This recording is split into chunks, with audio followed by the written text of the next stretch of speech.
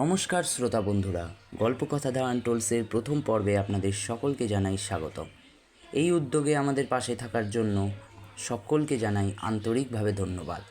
প্রতি সপ্তাহে আজকের দিন অর্থাৎ শনিবার আমাদের গল্প সবার আগে শুনতে ব্যান্ডস অডিওস চ্যানেলটিকে সাবস্ক্রাইব করে নেবেন। Happy listening. শুরু হচ্ছে চিলেকোঠার ডায়েরিটা প্রথম পর্ব।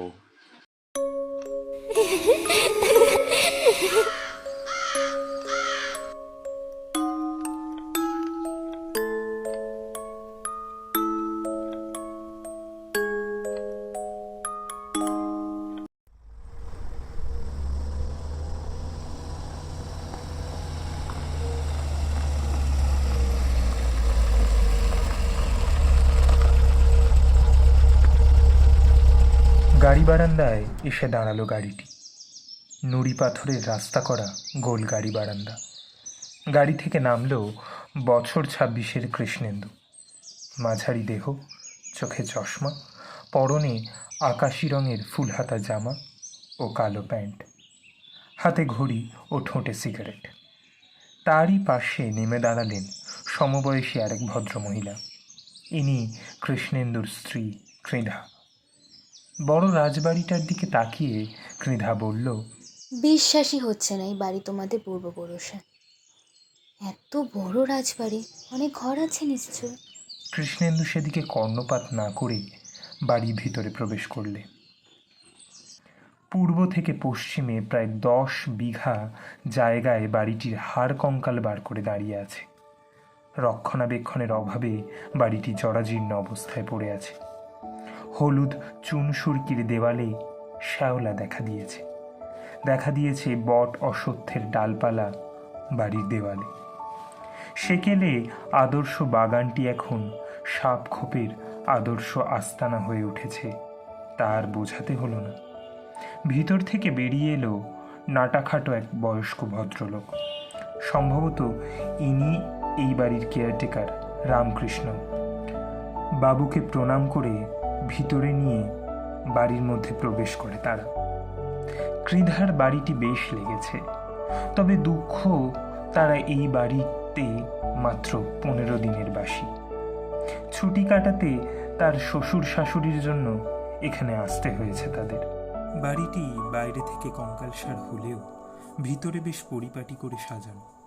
স্নান খাওয়া শেষ করে দুজনেই ক্লান্ত শরীর এলিয়ে দিল নরম লেজার্স খাটে। কখন যে সন্ধে হয়ে গেছে বোঝা যায়নি। ঘুম ভাঙল রামকৃষ্ণের বউ মিনার ডাকে। বৌদিমণি, উঠে পড়ুন, সন্ধ্যা হয়ে গেছে। এই নিন আপনার চা। চা হাতে বসে এই সেই ভাবছিল কৃষ্ণেন্দু। বউয়ের ডাকে চমক ফিরল তার। বলছি শোনো না, ছাদে যাবে না বিয়ে বাড়ির? কেন যাওয়া যাবে না? তবে এখন না, কাল সকালে যেও। আচ্ছা। ক্লান্ত শরীরে আর বেশি ধকল নিতে না পেরে দুজনেই রাতে তাড়াতাড়ি শুয়ে পড়ে। তবে মাঝরাতে ঘুম ভাঙল কৃধার। কি যেন এক স্বপ্নে তার ঘুম ভেঙেছে। সে যাই হোক, আবার ঘুমিয়ে পড়ল সে।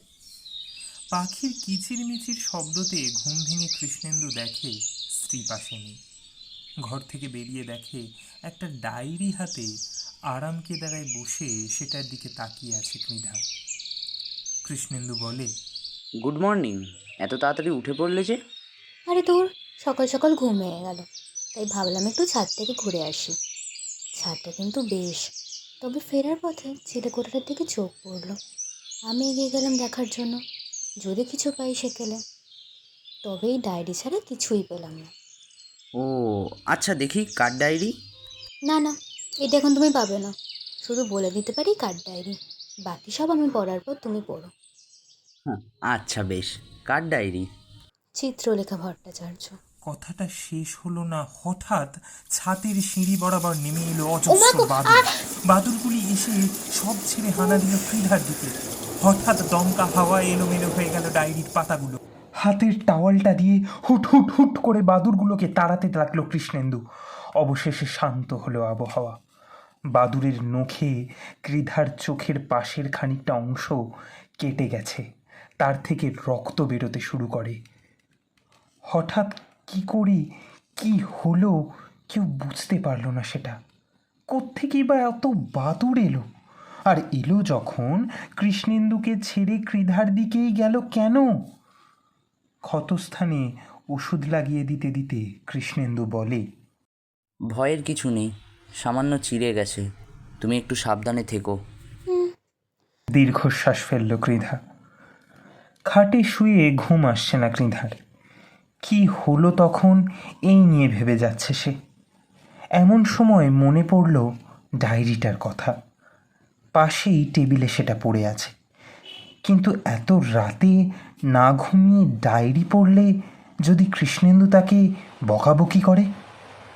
তবে কি করবে যদি ডায়েরিটা পড়ে একটু ঘুম আসে? এই ভেবে নিচে নেমে চেয়ারটা টেনে বসে পড়ে সে এবং ডায়েরির পাতা উল্টাতে থাকে। কৃষ্ণেন্দু কি করছে দেখতে খাটের পানে তাকায় সে। কিন্তু কিন্তু কোথায় কৃষ্ণেন্দু? তার জায়গায় সে দেখল এক এক এক মহিলা তাদেরই খাটে শুয়ে আছে আর অস্ফুট স্বরে কি যেন বলছে।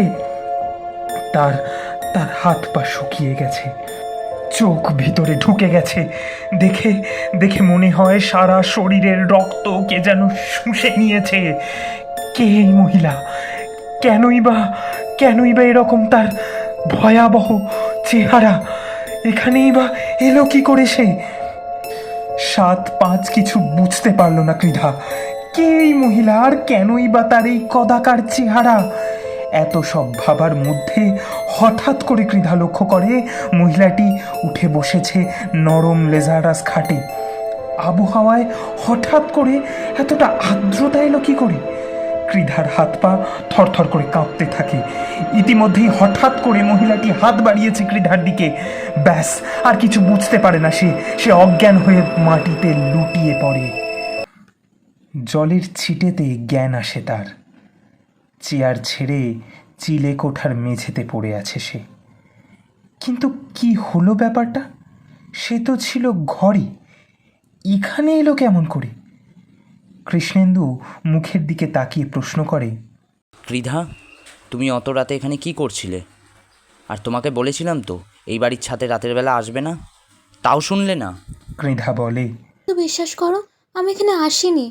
আমি ঘরে বসেই ডায়েরি পড়ছিলাম, কিন্তু হঠাৎ যে কী করে এখানে এলাম আর কিছুই মনে পড়ছে না আমার।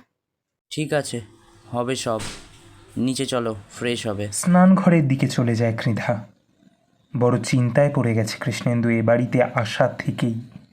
একটা একটা বিপত্তি সব কৃধার উপরেই আসছে। ঈশ্বর কি চান কে জানে। এটা সেটা ভাবতে ভাবতে টেবিলের উপর রাখা ডায়েরিতে চোখ পড়ল কৃষ্ণেন্দুর। ডায়েরিটা পড়ার উদ্দেশ্য নিয়ে চেয়ারটা টেনে ডায়েরিটা হাতে তুলতে যাবে, ইতিমধ্যেই কৃধা ঘরে ঢুকেছে সে জানে না। ডায়েরিটায় হাত দিতেই কৃধা চেঁচিয়ে উঠল, একদম ছবে না ওটাকে। পিছনে ঘুরে কৃধার দিকে দেখতেই অবাক হলো কৃষ্ণেন্দু। অগোছালো চুল হাওয়ায় উড়ছে, চোখ রক্ত জবার মতো লাল। এক ছুটে এসে হাত থেকে ডায়েরিটা কেড়ে নিল কৃধা, আর সেটাকে জড়িয়ে ধরে আবার অজ্ঞান। কৃধাকে বিছানায় শুইয়ে দিয়ে মিনার উদ্দেশ্যে কৃষ্ণেন্দু বলে, কি হচ্ছে বলো তো মিনাদি এসব? ইতস্ততভাবে মিনা, দাদাবাবু, মনে হয় বৌদিমণিকে বাতাস পেয়েছে। কথাটির অর্থ না বোঝায় কৃষ্ণেন্দু বলে, কি কি বললে? দাদাবাবু, বৌদিমণিকে বাতাস পেয়েছে, মানে মানে হয় না, ভূত পেতে ধরেছে মনে হচ্ছে। আহ, কি ভুলভাল বকছো মিনাদি, এটা নিশ্চয়ই ওর কোনো সাইকোলজিক্যাল প্রবলেম। আমি আমার বন্ধুকে ফোন করছি, ও কলকাতায় অনেক বড় সাইকোলজিস্ট। ফোন হাতে নিয়ে বেরিয়ে গেল কৃষ্ণেন্দু। গাড়ি বারান্দায় দাঁড়িয়ে ফোন ডায়াল করে কানে ধরল। এমন সময় এক পাগলা গোছের মানুষ গেটের সামনে এসে দাঁড়ালো। সে বলল, পারবে নে, কেউ পারবে নে, ওকে চিত্রলেখায় ধরছে, ওকে বাঁচাতে কেউ পারবে নে, হা হা হা হা হা। বিন্দুমাত্র আগ্রহ প্রকাশ না করে ফোনে মনোযোগ দেয় সে। ফোনের ওপার থেকে সাড়া আসে।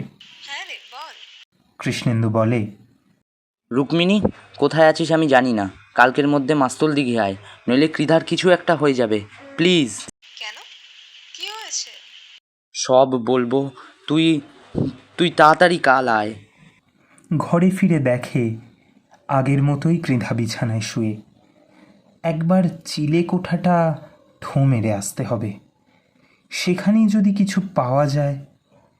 সিঁড়ি বেয়ে 3 তলার চিলে কোঠাটায় প্রবেশ করল কৃষ্ণেন্দু।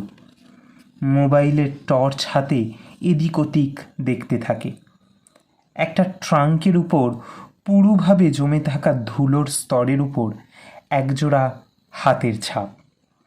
দেখে বুঝতে অসুবিধা হলো না যে কৃধা এখান থেকেই ডায়েরিটা পেয়েছে। ট্রাঙ্ক খুলে চোখের সামনে একটা চিরকুট ছাড়া কিছুই চোখে পড়ল না তার। চিরকুট বলা ভুল, সেটা একটা কাগজের মোড়ক। হাতে তুলে নিল সেটা কৃষ্ণেন্দু। কাগজ খুলতেই যে জিনিস চোখে পড়ল তা দেখার জন্য কৃষ্ণেন্দু প্রস্তুত ছিল না। রক্তে ভেজা চপচপে একটা কাগজ এবং তার মধ্যে